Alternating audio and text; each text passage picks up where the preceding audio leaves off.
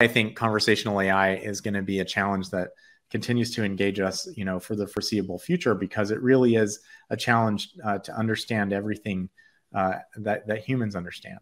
And, we aren't close to doing that yet. But we have made a lot of progress recently. One thing that happened last year that, really, I think was a milestone for the industry was GPT-3, which is a model from OpenAI.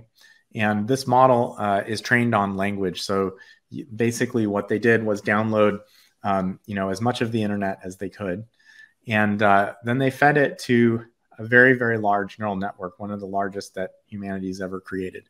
And the job of this network is very simple. It is to predict the next word given some context. So given the past from the document, what's the next word? And so they made this model, and they were able to show that it was good in the sense that it fulfilled sort of the objective that it had been trained for. But what they found that was, I think, really inspiring for everyone is that this model, because language is so general and the task of understanding language is so vast and sort of all-encompassing, that this model, even though it had been trained only to predict a word, actually was able to do some simple reasoning and solve new kinds of problems. So one example that I just am continue to marvel about is that this model can actually translate from English to Spanish. This is kind of amazing, because what it means is that the model had to learn a lot of high-level concepts about the world. It had to learn that languages exist, that humans communicate with languages, that these languages have parallel vocabularies. So there's correspondence between similar concepts that are expressed with different words in these different languages. It had to learn that the language that that one language that it had seen was English, and it had this vocabulary, and another language that it had seen from many documents on the internet was Spanish. It had to learn the connection between those words.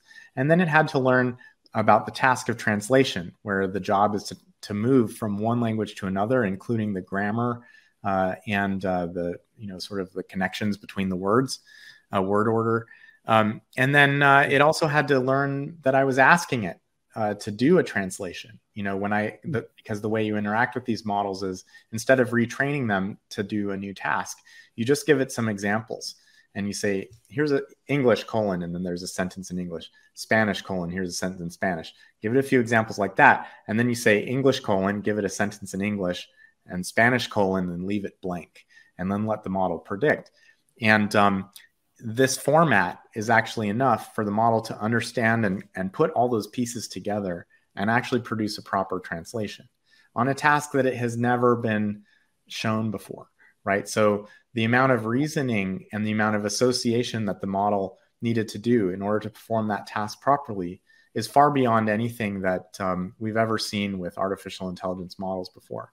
And it speaks to the generality of this language task, that, because language describes everything that humans do, if we can make models that understand language, we're also understanding the world. We're understanding the structure of the world. We're understanding how things in the world interact. And then, that can be useful to solve a lot of problems. And then, sort of this idea that these models don't necessarily have to be retrained in order to solve new problems. You can just explain a new problem using language to the model, and then have the model produce the proper result.